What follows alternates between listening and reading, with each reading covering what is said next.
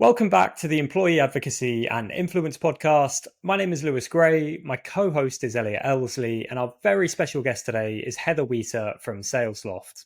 Heather is a senior manager of brand and social at Salesloft, and she is very much the brains behind their already very successful employee advocacy program. And I say already because Salesloft are actually just a year into their journey with employee advocacy, having rolled out the 7.8 back in May of last year.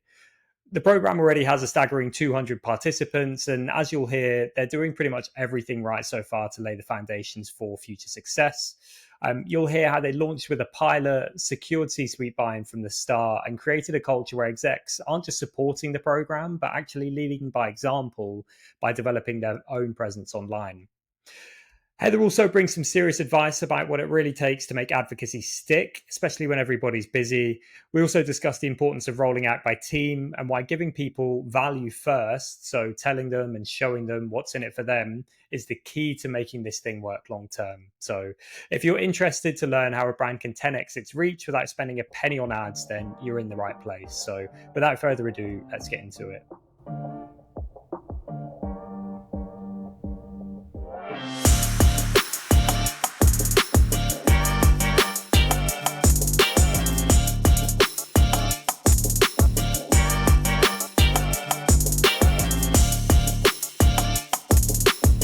Right. Okay. So, Heather, first and foremost, welcome to the podcast. Thank you very much for joining us. Would you mind just telling our listeners a little bit about yourself and your role at Salesloft?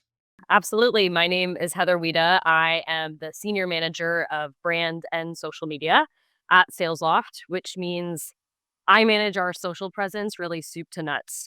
Everything from planning, strategy, execution, reporting, community management, influencer relations, and why I'm talking with you both today, employee advocacy.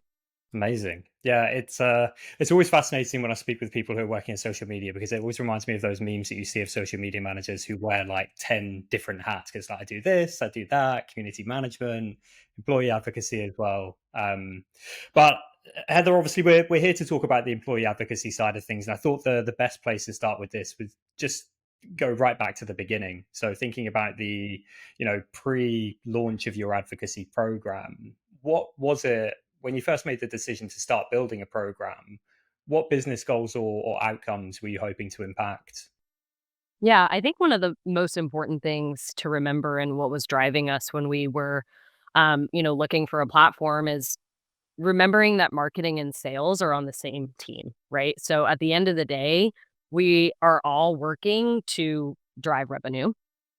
And so, especially with the shift of, especially, I guess, with social being at the top of the funnel, we wanted to drive greater awareness and drive more engagement for our brand. But as you all know, like plot twist, a couple years ago, the B2B social media space changed so much, especially with our target audience being on LinkedIn and where we functioned and executed content because we saw that decline of organic reach through our own brand channel. We had to increase awareness and drive engagement through some other kind of avenue.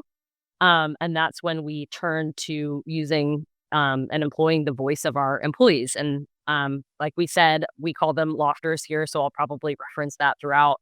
But our lofters are the ones with the networks. They are, the networks that we want to reach. And so what we wanted to do is position them to be the voice to get our narrative out there with so much having changed. And then I think simultaneously looking at it, we wanted to position our team as subject matter experts to help them earn trust and build credibility, especially within competitive cycles. And again, ultimately helping build pipeline. Yeah, I think it's the sales and marketing kind of overlap, I think is such an important part, particularly in the industry that you're in, right? And in what is a relatively competitive space as well. Being able to just like have the sales team talking on a really regular basis to their networks and to all the people that they're constantly connected to and constantly talking to anyway. It's such a simple objective, but for so many businesses, it's just such a big missed section where they go, oh, we don't really think about it. Marketing do marketing and sales do sales, and never the twain shall kind of meet. And just overlapping the two in advocacy and going, actually, this is a single strategy, really, from this perspective. It just really changes people's perspective, I think. And often the impact that you obviously see really helps with that as well. Yeah, absolutely. Yeah, I mean it's something that I hear a lot. So I've spent my entire marketing career working at Disseminate, and we have a fantastic relationship with our sales team. But I leverage them, or we as a team leverage them so much for content ideation and things like that that I can't imagine a world where we're not kind of working in tandem to support one another. But we hear about it all the time, and it's just kind of, I think advocacy bridges that gap quite naturally. But just thinking about the next step after that, Heather. Obviously, we know, but for the listeners' sake, you guys are using Disseminate, it's your advocacy tool. Once you decided on a vendor, what did the rollout process look like in those early weeks? Yeah, so we started with a pilot program. Like we had a pilot group of about 10 to 12 employees from various teams throughout the organization. And we wanted to do this so that we could onboard them, get them in the platform, see what works, see what doesn't. And that way we could be more prepped to roll out to our broader revenue team. And so after that, after we had our pilot group, we did roll out on a team by team basis. So, and we did that for a couple of reasons. We believe that different teams have a different understanding of social advocacy.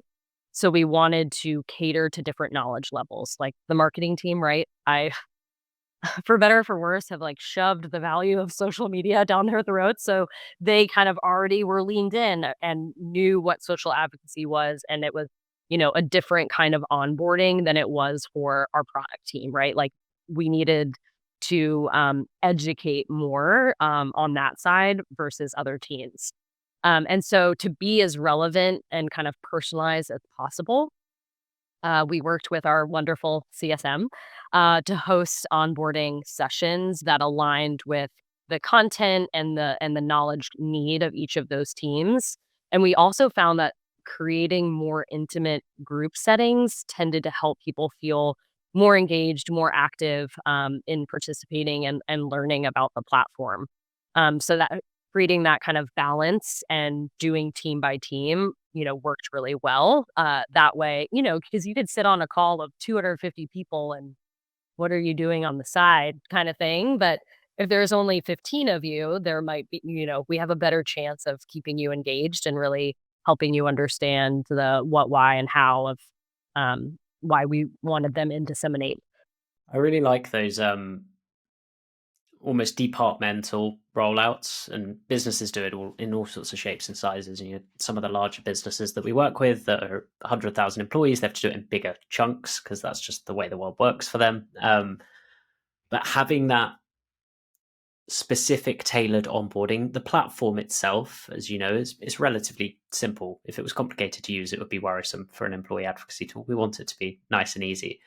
Tailoring the messaging as to why, that's the really big part, I suppose, from your side of things. Like, why should you be using this? What is the value proposition to you as a sales individual? What are you going to get off the back of this? From a product perspective, what are you going to get off the back of this?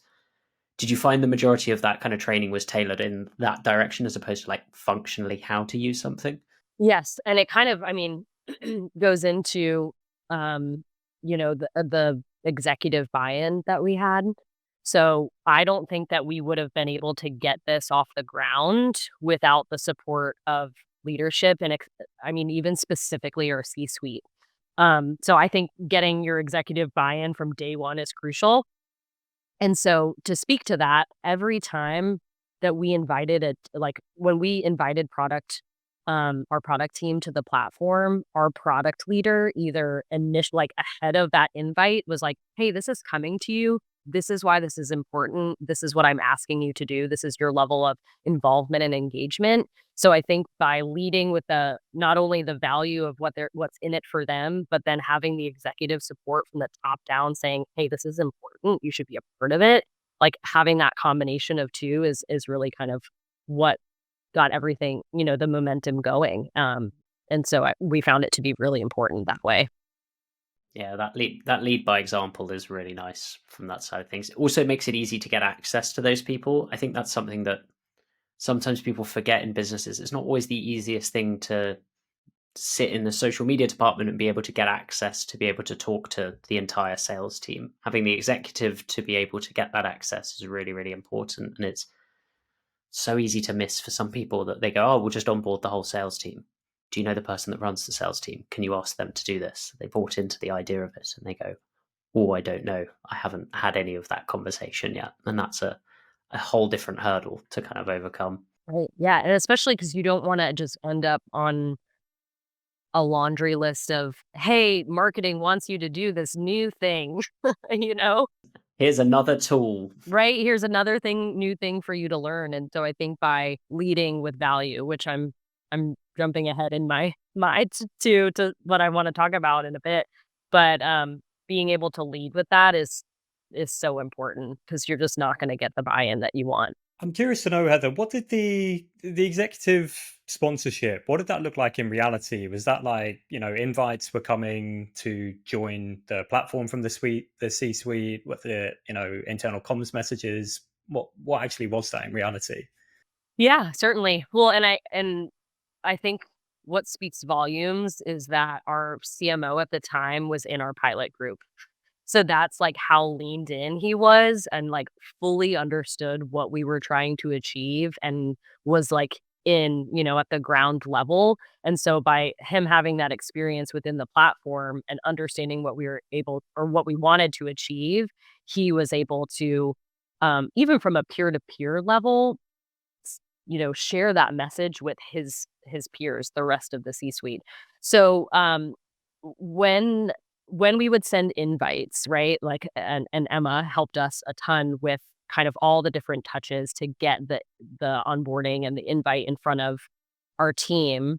Generally, I crafted or helped craft an invite, like an email invite that would come from the executive. They would edit, to fit their voice and anything that they wanted to add. That email would hit their inbox.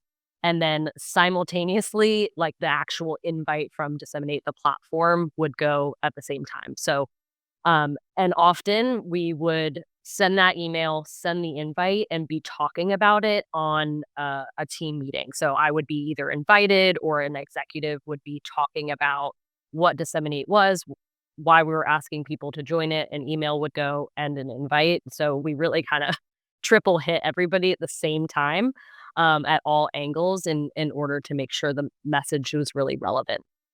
It's a really nice way of doing it. Do you report, just as an interest, and we're kind of jumping ahead to some degree, but do you report up to those different stakeholders as well, like the value that their team is driving, the activity, those sort of things?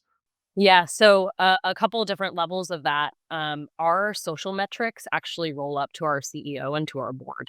So like literally disseminate your brand is showing up in a board deck every week. So good branding for y'all too. We like to hear that.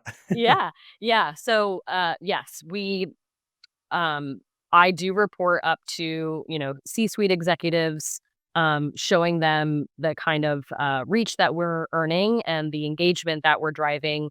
That does even ladder down to, team leadership as well. So our senior leadership team is seeing the engagement. But I also think what's really important is that our senior leadership team are in Disseminate, right? Like they're also using the platform. So they're seeing the engagement, they're seeing the shares. And even for a very specific example, our CMO, again, at the time when we had our revenue kickoff earlier this year, he shared, data from Disseminate of the amount of reach that we were earning based on the team's activity and engagement within the platform. And so that was even shared, throughout the revenue team at a high level. Putting senior leadership in a ranking that makes them become incredibly competitive with one another by nature. And it's a very good way to amp up even more engagement, amp up more users, and all of these different things. If you can go, oh, the sales team's been doing the best this month out of everybody else, and then all of a sudden the product team and the marketing team suddenly go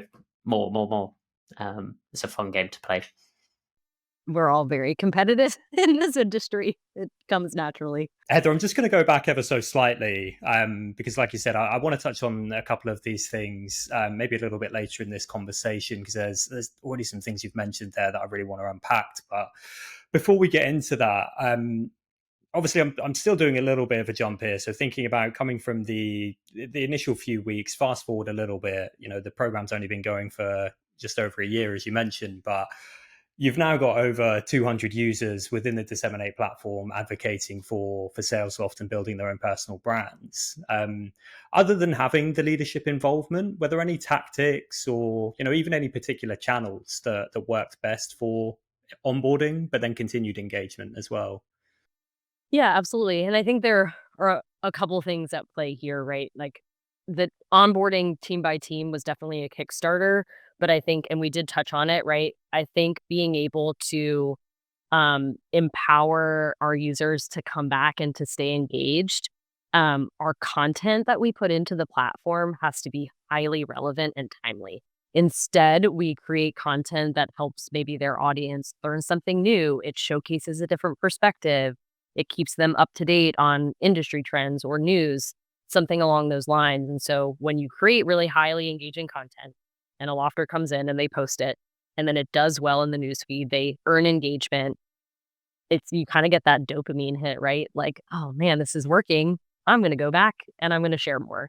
And so that's how we have learned to keep people engaged.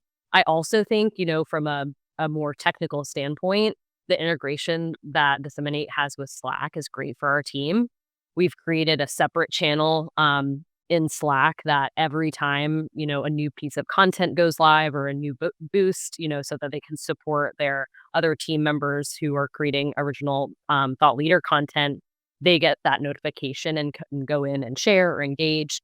And that way we're getting the content in front of our team where they're already working, right? And spending time. The last thing is that people want to do is open up a new tab and go somewhere else. But if they're, functioning and a notification pops up, that's really kind of where we've been able to snag them in and keep them going. I love that. Yeah, I think as marketers, obviously we love having a shiny new tool and we want everybody to jump into the new tool. But I think the reality is when we're rolling out to the wider business, people will respond best and take action if you can meet them where they are 90% of the time. And, even for myself, that's Slack. I spend more time in Slack than I do within the Disseminate platform, even though I'm curating content there. So if somebody else curates content, I hear about it in Slack first. But Heather, you've alluded maybe to a few wins. So you said about the fact that obviously what can keep people coming back is realizing that this is working. Have there been any wow moments so far? That could be, a post that's gone viral, maybe a team win or anything along those lines? Yeah, absolutely. Thankfully, we've had a lot of wow moments, but one that comes to mind is actually something that I shared on my personal LinkedIn just a couple weeks ago. That throughout the culmination of the program and what we've earned is really 10x the amount of reach that our company page earned in the last year, right? So that's just huge for us to be able to increase that level of reach and build that brand visibility um, in a space that's gotten more and more competitive. So I think that's one that comes to mind. That's actually a little bit more, quantitative. But I think the qualitative stuff is really important too. So, different lofters have come to me and said, I feel more empowered because of the kind of engagement that I'm getting on my post. I felt, you prepared me to share a vulnerability that normally I wouldn't share on LinkedIn, but I did. And it resonated with a lot of people and they engaged in my content. And so now I'm coming back to create more. So I think when you look at both the quantitative and the qualitative results, those are kind of what build those wow moments for us as an organization.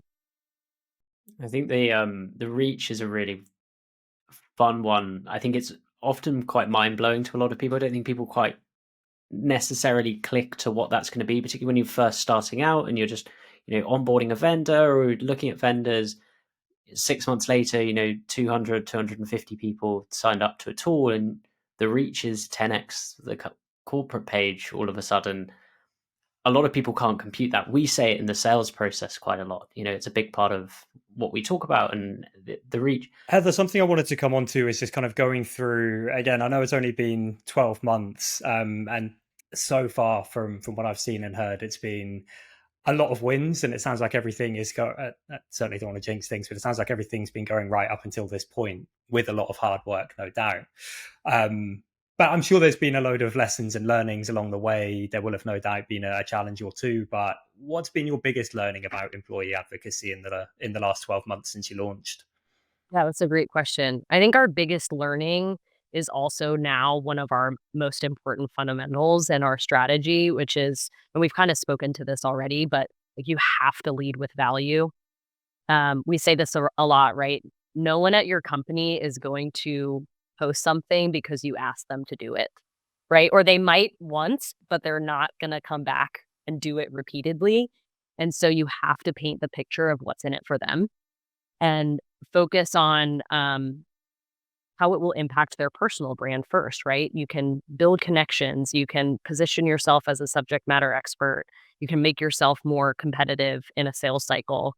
And then know, as the leader in your advocacy program, know that the brand reach becomes the byproduct.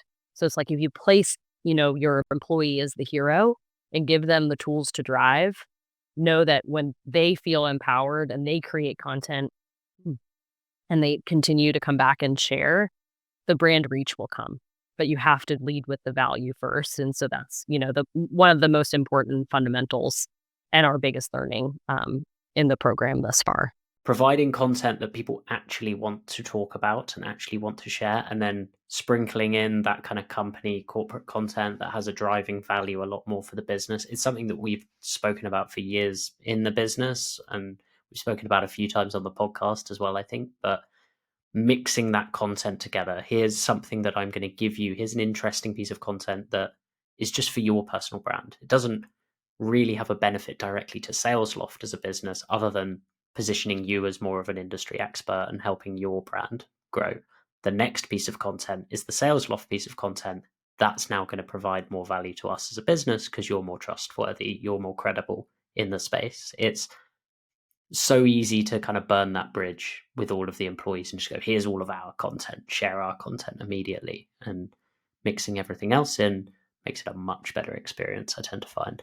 But what's been harder than expected, Heather? So that's a learning. Was there anything that you thought maybe was going to be a bit of a walk in the park, and then suddenly it's like, oh, that's a hurdle?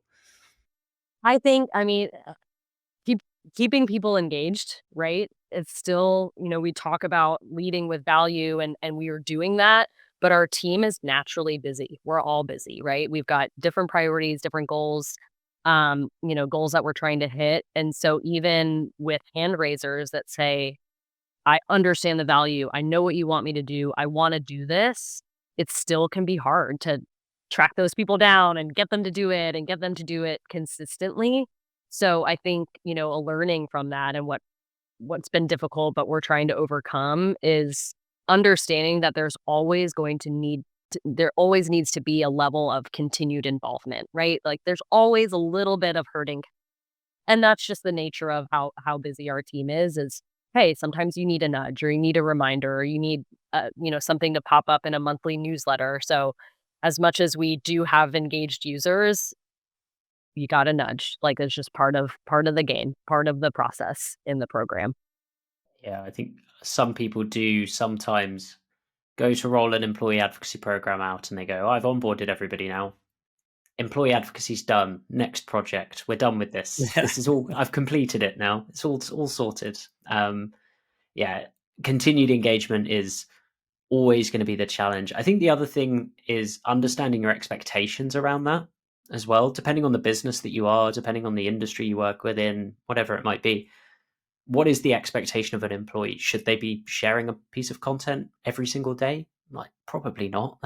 That's quite a big ask for most people to really kind of dive in, particularly day one. Is it a week? Is it a month? And it all depends on how big your company is, how much scope you give your employee advocacy program. But setting an idea of what would good look like, what is okay, what is not okay from these different kind of areas helps put that in perspective a little bit for a lot of people. Absolutely. And something that we talk about a lot is I don't want people to come into the platform and post everything that I've curated. I'm like, please don't actually, because it may not. Like, I want you to come into the platform and choose content that you feel compelled to share or you think is going to be interesting to your audience. And, I think the platform does a great job of being able to segment that content and only create, captions and categories for teams that are relevant. But I still think at the end of the day, like, get in there and share what's relevant to you, and create that balance of curated while also edited, because we do say, I've made it for you, but I can't sound like each and every one of you. So, shift from that curated and personal content and pair it together. You gather a lot of feedback from that perspective as well. Do you ask what sort of content people want to see, what they want to see more of, less of, those sort of things? We haven't done like an official kind of survey in a while. We did kind of initially with the pilot program.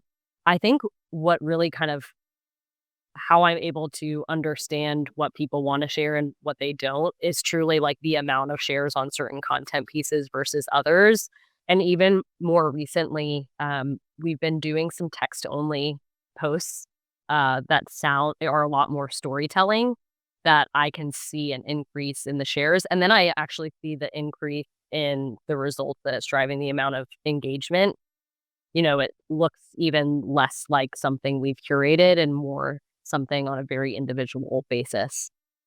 I know for a fact, not that I can say too much because I think there's some potentially some marketing reports coming in the future, but um, text only posts are really high performing across the platform. For the I've looked at a lot of data, and of the content types, is one of the highest performing out there for reactions and engagements that you generate off the back of it, which is a really interesting item that kind of comes off all of this as well. Working out what works from an advocacy perspective that might be completely different to the corporate page. I don't know many corporate pages that are putting a text only post out there. It's always content related. So it's really nice to be able to see that kind of parity and difference that you can have in content. And again, it ties in with engagement as well. I know we were speaking about this before, but thinking about what content employees actually want to share. So, a little nugget of wisdom that I can give you from our reporting from last year. So, we use all of our own analytics. But I jumped in at the beginning of January to just do kind of like a year-on-year comparison, and the most shared post was an all text post. So again, it's what do people want to share? It might not always be the highest performing, depending on what you consider high performing. Obviously, if you're after clicks, then it's not going to be an all text post. But in terms of what people actually wanted to share, there was a lot of those just in the top 10 alone.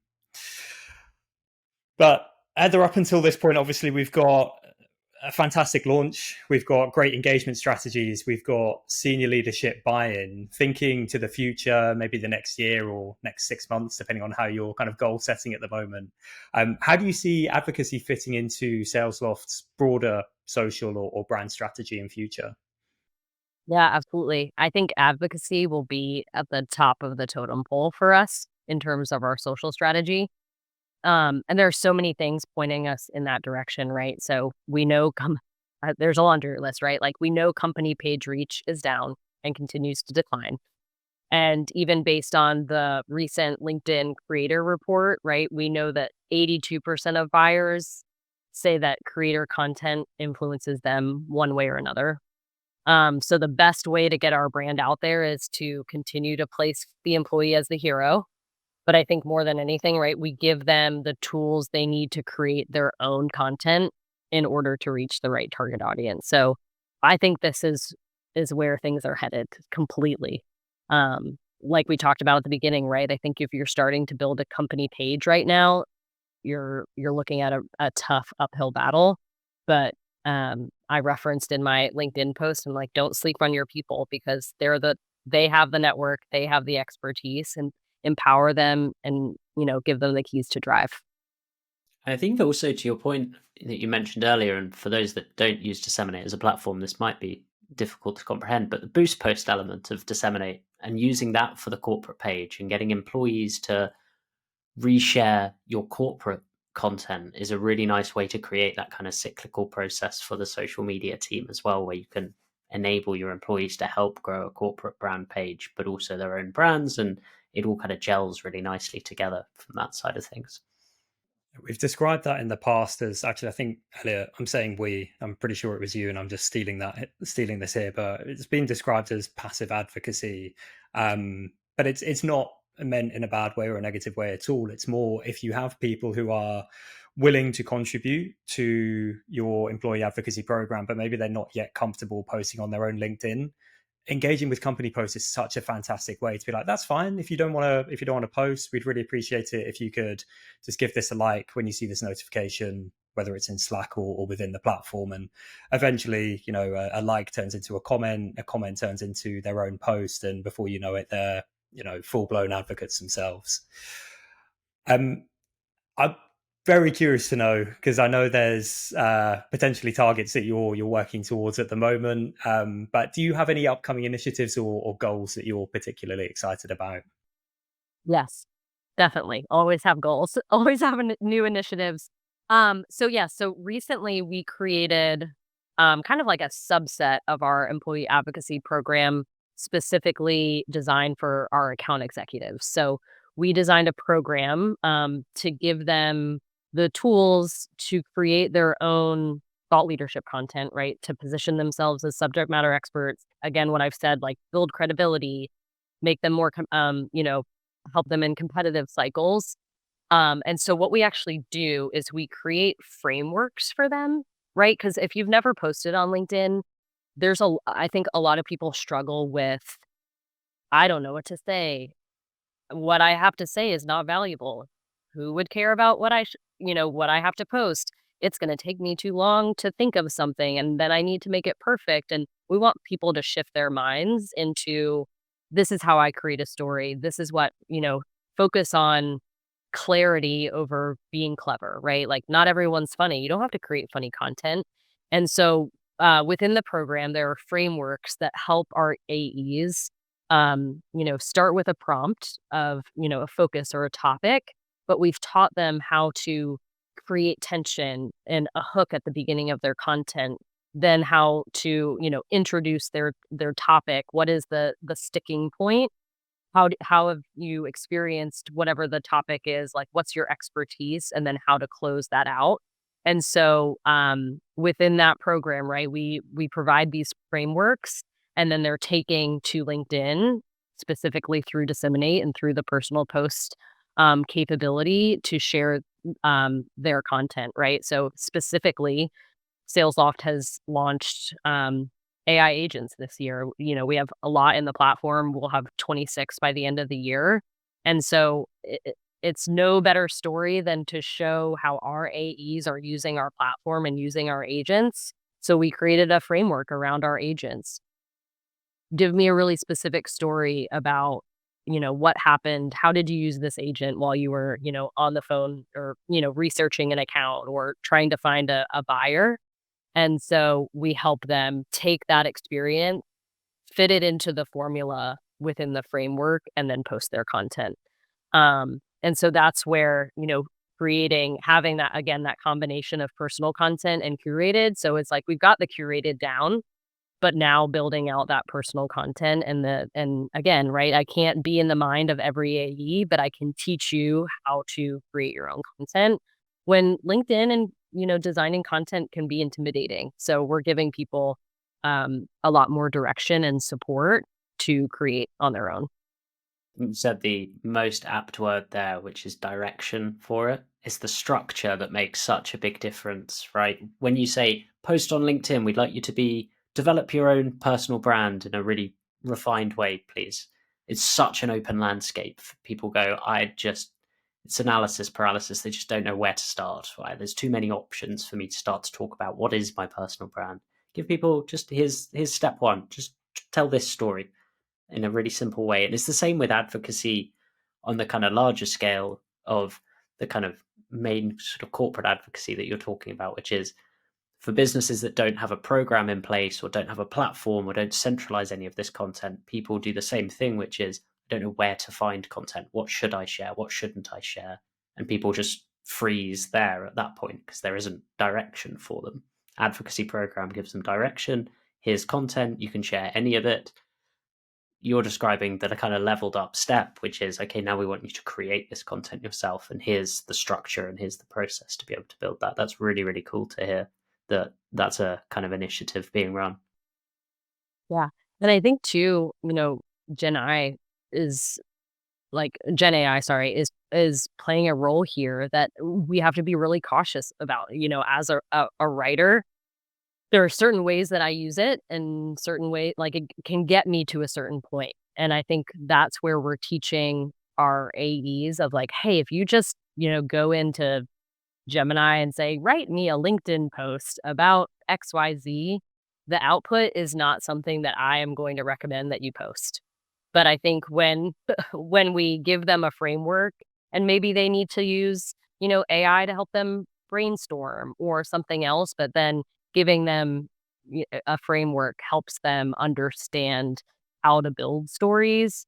Um, and then that way they can replicate it. Because I think, I don't, maybe we shouldn't use this, but I think like it can be touch and go with how you incorporate AI into storytelling and content writing.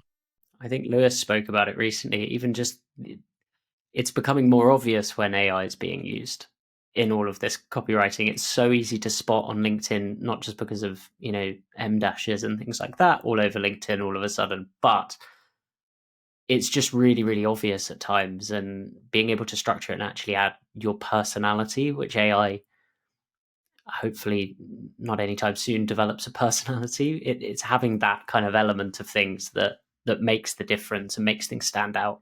Yeah, I think even this is a little bit of a spoiler in terms of another initiative that we're working on that's related to that, is we are trying to figure out how we can crack the code in helping different, people within our organization create like gems of themselves, right? If you were right now, our process looks like we are, interview you for an hour, like approximately an hour, right? Like, what do you care about? What's your background? What was your first job?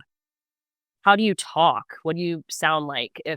What would, if someone were to read a LinkedIn post by you, how would they know it's yours? And so if we interview them, we get them talking about it, then we upload the transcript and we take the transcript and we start working on creating a gem through Gemini and saying, your instructions are to write LinkedIn content for me. Based on certain parameters, we give it specific instructions and we upload the transcript as, this is what I sound like. This is what I want my voice and tone to be like. Again, and then you ask it, say, okay, based on all of this, now create or suggest 5 LinkedIn topics for me. And your output, again, is going to be a starting point, but it's not going to be your end point. But it does help, like, we're thinking about people who, again, don't know how to write or are, nervous about getting started, don't know where to start. Can we, use AI to help them get started in that way? Again, that is very much a work in progress. We are tinkering a lot with that, but we're trying to help crack the code for more and more of our team. But Heather, by the sounds of things, the next step here at with Salesloft's advocacy program is, well, the near future is very exciting. I think you've got some incredible things in the pipeline. And based on the results that you've seen after 1 year, I think, if we were to connect again in a year from now, no doubt this is going to be in a very healthy spot. But thank you, Heather, so much for joining us today. Honestly, it's been so insightful to hear about your program. We really appreciate it. Awesome. Thank you so much for having me. Thank you very much. We'll catch you guys in a few weeks.